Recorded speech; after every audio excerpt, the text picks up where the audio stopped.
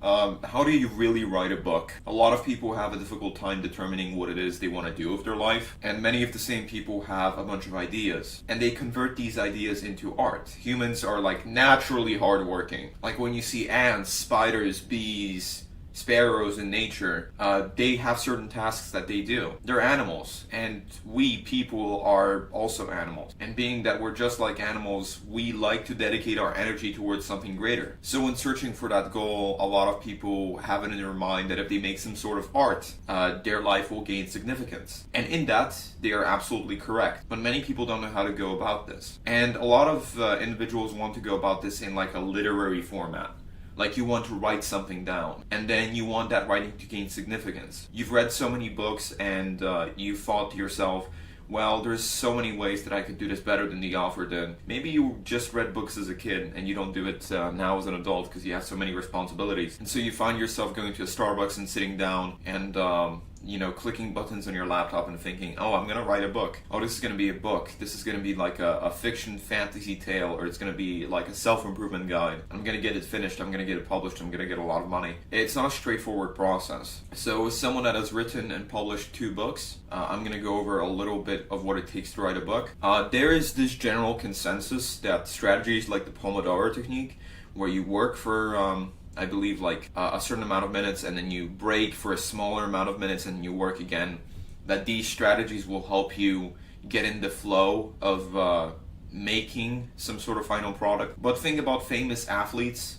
Do they stop in the middle of a game and just take a little break and not think about what they're going to do next? Do these ultra marathon runners stop in the middle, not just to take a rest, but to distract themselves? Because this is what the Pomodoro technique is telling you to do. What you really need to do if you want to get a final product out, no matter what form of art it is, no matter whether it's a book, a painting, a song, anything, the number one way to actually get through to the end of it is for doing something called deep work, and that's where you sit down and you just work on it.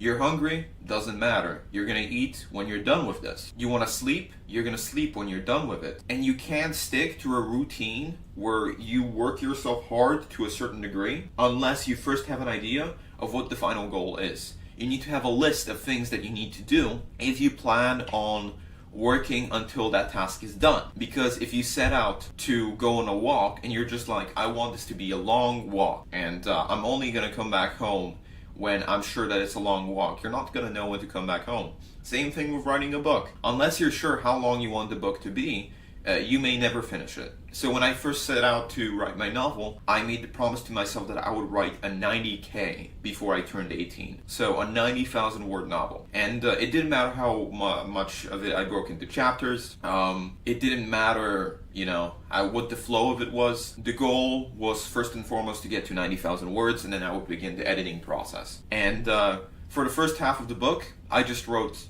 however I felt like. So I started chapter 1 on day 1.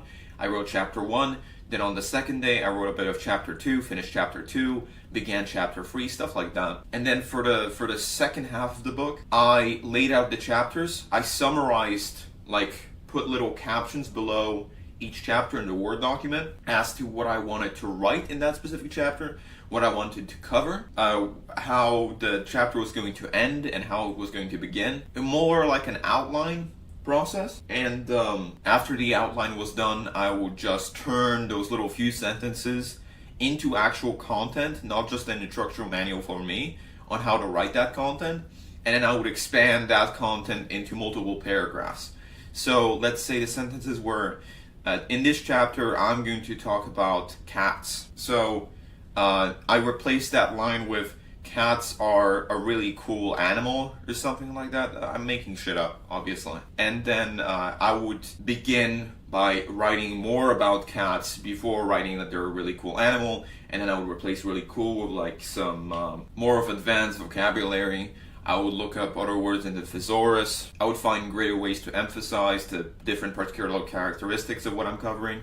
And then I knew exactly how I wanted the chapter to end by the time I was done outlining. So those are the 2 major strategies that you can use. Those are the 2 major strategies that I recommend.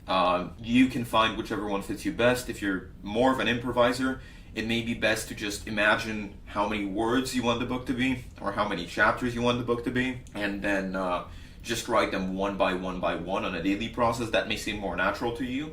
Or you can begin by outlining, just writing a few sentences in each chapter on what you want that chapter to be about, and then come back to it whenever you have a new idea on that topic. Particularly for nonfiction titles, this is a really great thing to do. The goal in writing a book is mostly to not overcomplicate it. Don't think too much about it. Just get to work. As with most things in life, this is something that's going to require a lot of effort. So if it's something you're interested in doing, by all means, go for it. That's all the advice I have. Thank you for watching, and I'll see you in the next one. Peace. Alright, we're done.